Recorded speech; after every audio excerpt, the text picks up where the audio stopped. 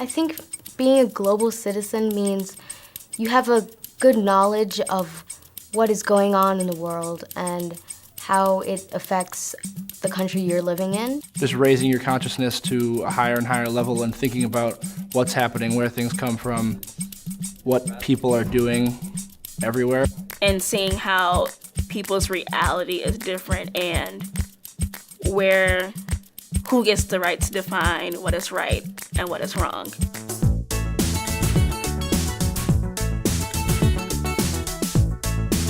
Creating Global Citizens is really about a curriculum that is thinking internationally, that is really thinking about how communities, how societies were formed and now are reforming in the face of the modern world, a radically interconnected world. Global citizenship defines a Blake education, especially in the social studies. It is a hallmark of what we aim and strive to do, and it's been a part of the social studies mission for decades. We also have, as part of this, our work in extending out into the larger community.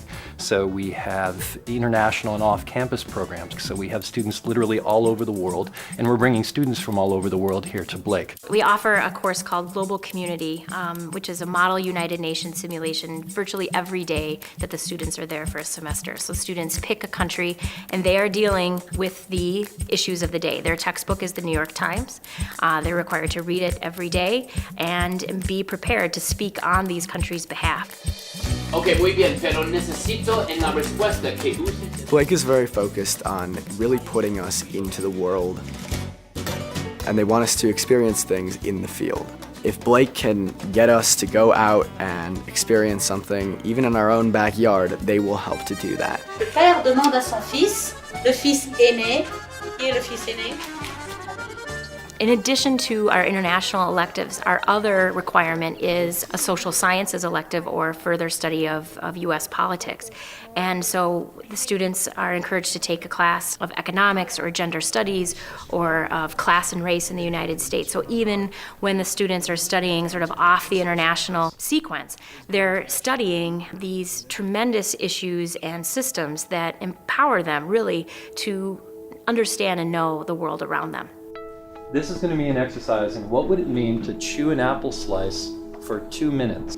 And as you're doing it, I'm going to walk you through a guided meditation to consider what you are eating. I want you to close your eyes. I'm taking a class called Comparative Religion.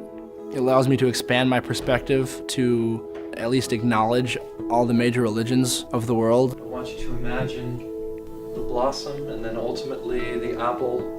Blake does a good job of making sure kids know that there is always that other perspective. Even beyond that, when you realize that one, there's another one. Magical realism is really interesting, the fact that they take the historical context and add a magical twist to it. So we just finished Beloved by Toni Morrison, and now we're reading 100 Years of Solitude. And these books have things in them, and you're just, Beloved is talking about the sexual abuses of slavery, and that's not what you're taught in history, but you begin to understand and decode even current language with how people respond to certain issues because there's a historical context that's there. Go back and see what your annotations were back in 44. This can be true for many. Anything I do, you do the same.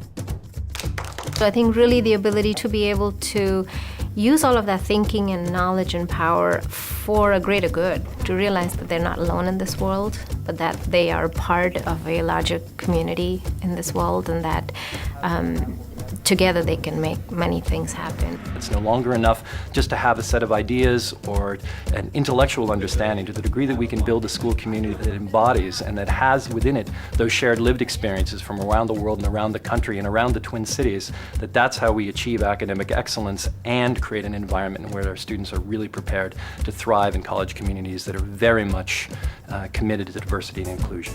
Educational excellence in the 21st century is hand in hand with global citizenship. Kids have to know, appreciate, and want to seek multiple perspectives. They need a love of learning that will guide their collection of information. They need a love of language to communicate with others. They need cultural understanding of multiplicity of religions and customs to be able to work with a variety of people. And also a mindset of innovation, a mindset to be motivated to see solutions and to seek multiple perspectives in gaining those solutions to make a world a better place.